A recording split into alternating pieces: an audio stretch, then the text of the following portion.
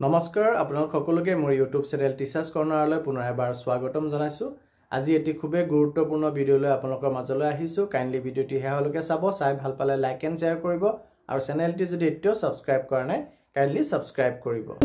আমাৰ বিদ্যালয়ে যি বাৰ্ষিক অনুদান অৰ্থাৎ এনুৱেল গ্ৰাণ্ট পায়, সেই এনুৱেল গ্ৰাণ্ট কিদৰে ব্যৱহাৰ কৰিব লাগে, তাৰ কাৰণে প্ৰস্তাৱ কিদৰে ল'ব লাগে আৰু তাৰ কাৰণে যি আমি ইউচি জমা দিব লাগে শেষত সেয়া দিয়াৰ প্ৰচেছটো কি, আজিৰ ভিডিঅ'টোত মই আপোনালোকক জনাব চেষ্টা কৰিম। এই কথাখিনি আমাৰ প্ৰধান শিক্ষক SMC প্ৰেছিডেণ্টৰ লগতে আমাৰ সহকাৰী শিক্ষকসকল, গাৰ্জিয়ান, SMC মেম্বাৰ্ছ সকলোৱে জনা দৰকাৰ, যাতে এই ধৰণৰ অপব্যৱহাৰ আমি ৰোধ কৰিব পাৰোঁ। গতিকে প্ৰথমে আমি জানিব লাগিব কোন কেটেগৰী বিদ্যালয়ে কিমান ধন পায়। আমাৰ অসমৰ প্ৰতিখন চৰকাৰী আৰু প্ৰাদেশিকৃত প্ৰাথমিক বা উচ্চ প্ৰাথমিক বিদ্যালয় এই অনুদান হিচাপে যদি 30 জনলৈকে ছাত্ৰ ছাত্ৰী থাকে বিদ্যালয়খনত তেতিয়াহ'লে 10,000 টকা, আৰু 31ৰ পৰা 100 গৰাকী ছাত্ৰ ছাত্ৰী থাকিলে 25,000 টকা, 101ৰ পৰা 250লৈকে ছাত্ৰ ছাত্ৰী থকা বিদ্যালয়লৈ 50,000 টকা, 251ৰ পৰা 1000 গৰাকী ছাত্ৰ ছাত্ৰী থকা বিদ্যালয়লৈ 72,000 টকা, আৰু 1000 গৰাকীতকৈ অধিক ছাত্ৰ ছাত্ৰী থকা বিদ্যালয়লৈ 1 লাখ টকা বছৰি স্কুল গ্ৰাণ্ট হিচাপে চৰকাৰৰ ফালৰ পৰা আহে, আৰু কিস্তি ৱাইজ আহে। 50% প্ৰথমতে ৰিলিজ কৰে, আৰু এই ধন ব্যৱহাৰ কৰাৰ ক্ষেত্ৰত বিদ্যালয় পৰিচালনা সমিতিৰ সম্পূৰ্ণ কৰ্তৃত্ব থাকে আৰু তেওঁলোকে কিছু নীতি নিয়ম মানি চলিব লাগে। আৰু তাৰে প্ৰথম নীতি নিয়মটোৱে হ'ল এই অনুদান ব্যৱহাৰ কৰাৰ আগতে পৰিচালনা সমিতিৰ এক সভা অনুষ্ঠিত কৰিব লাগে, আৰু এই সভাত কি কাম কৰিব তাৰ প্ৰিফাৰেঞ্চ ৱাইজ, মানে কোনকেইটা কাম কৰিব, 1 নম্বৰ, 2 নম্বৰ, 3 নম্বৰ, 4 নম্বৰ অগ্ৰাধিকাৰৰ ভিত্তিত তেনেধৰণৰ এটা তালিকা বনাব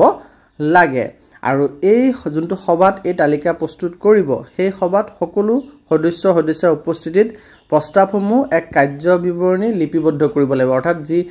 প্ৰচিডিং বুক থাকে SMCৰ তাত লিপিবদ্ধ কৰিব এই প্ৰস্তাৱসমূহ আৰু স্বাক্ষৰ গ্ৰহণ কৰিব যোন তাত উপস্থিত আছে। আৰু সভা চলি থকা সময়তে সেই নিৰ্দিষ্ট প্ৰচিডিং বুকখনত প্ৰচিডিং প্ৰস্তুত কৰিব লাগিব, আৰু সেই সভাতে পাঠ কৰিব লাগিব। আমাৰ কি হয়,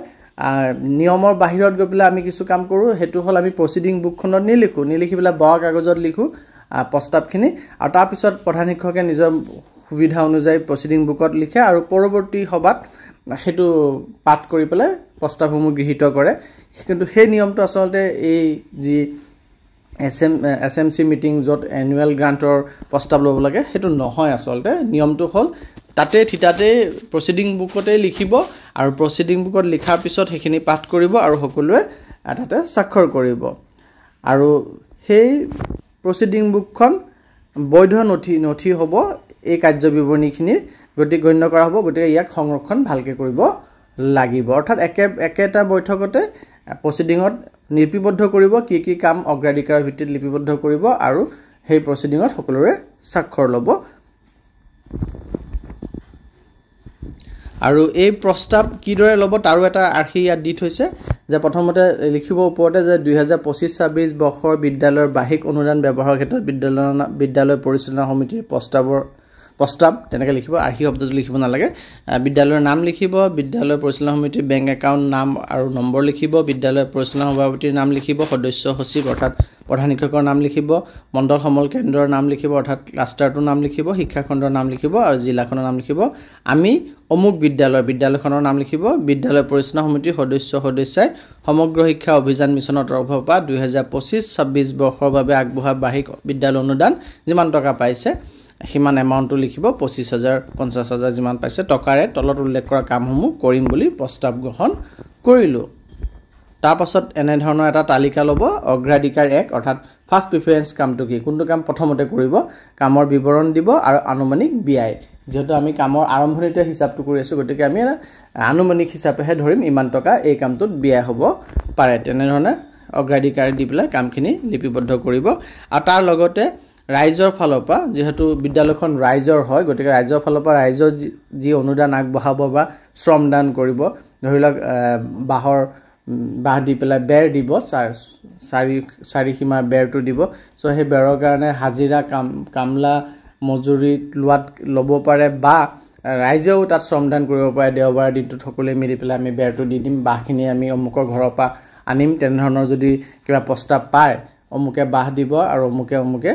লাগি ভাগি কামখিনি কৰিব তেতিয়াহ'লে সেই অৱদান বা শ্ৰমদান অনুদান যি আছে সেইখিনি আমি 1 নম্বৰ 2 নম্বৰ 3 নম্বৰকে সেইখিনিও লিপিবদ্ধ কৰিম তাৰপিছত এটা প্ৰতিশ্ৰুতি থাকিব পৰিচালনা সমিতিৰ সভাপতি আৰু সদস্য সচিবৰ যে তেওঁলোকে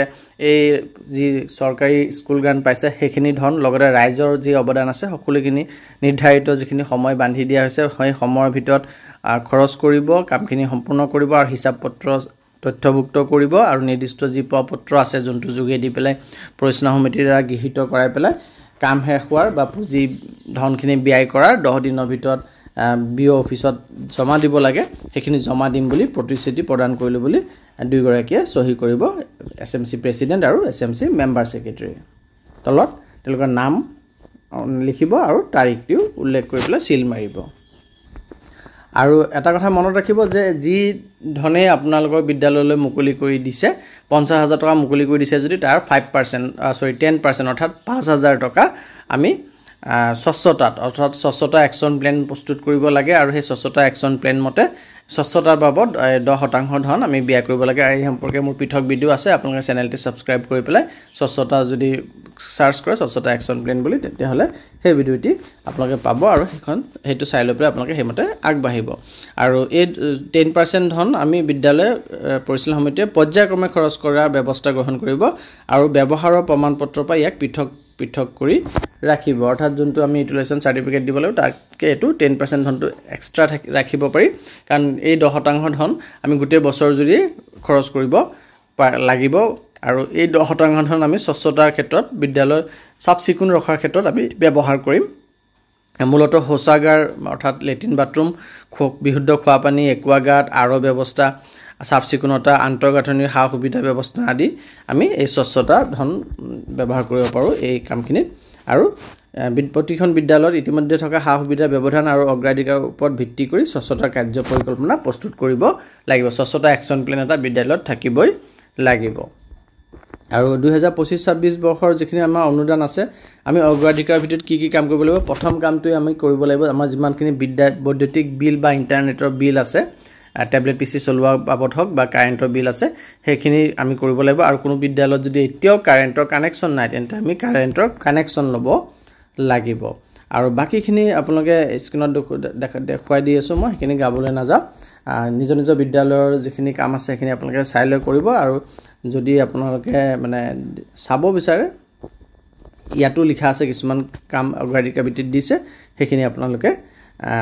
চাব পাৰে আপোনালোকৰ বিদ্যালয়টো এখিনি কাম কৰাৰ প্ৰয়োজনীয়তা আছে নে নাই মই স্ক্ৰিনত ৰাখি আছো আপোনালোকে স্ক্ৰিনশ্বট মাৰি ল'ব পাৰে মই গোটেইখিনি গাবলৈ নাযাওঁ এখিনি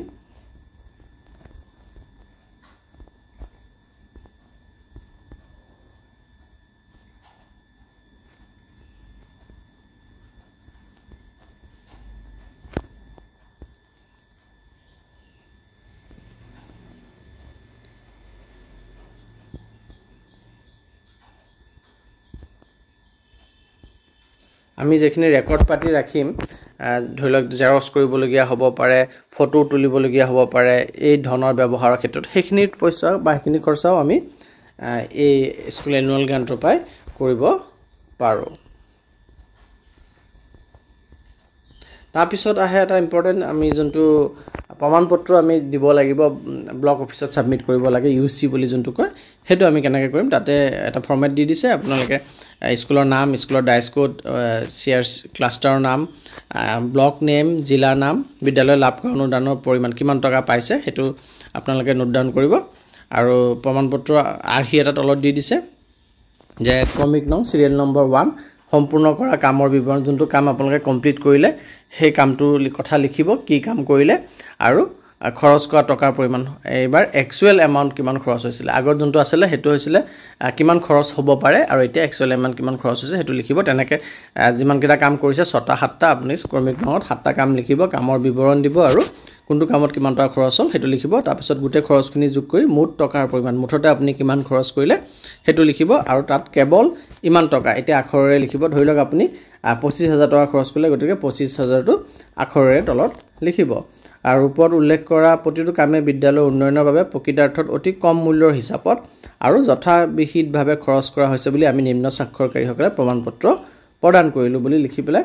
বিদ্যালয় পৰিচালনা সমিতিৰ সভাপতিৰ নাম আৰু চহী কৰিব।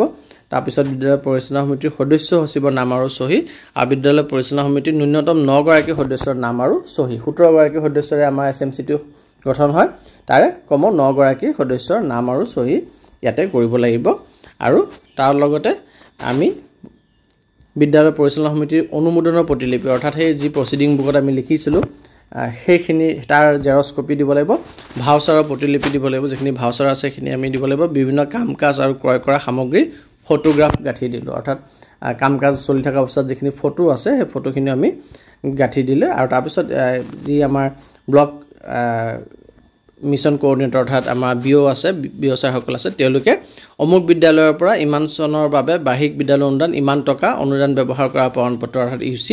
জমা পোৱা হ'ল আৰু জমা পোৱাৰ ৰচিদ দিয়া হ'ল বুলি তেওঁ চিল চহী মাৰি পেলাই আপোনালোকক এটা ৰিচিপ্ট দিব, যোনটো ৰিচিপ্টে আপোনাৰ সেই বৰ্ষটিৰ যিমানখিনি টকা আপুনি স্কুল গ্ৰাণ্ট হিচাপে পাইছে সেইখিনি সঠিকভাৱে ব্যৱহাৰ হৈছে বুলি এটা প্ৰমাণ থাকিব। গতিকে এইদৰে এই প্ৰচেছ মতে আমি বিদ্যালয়ৰ স্কুল গ্ৰাণ্ট ব্যৱহাৰ কৰিব লাগে। ধন্যবাদ।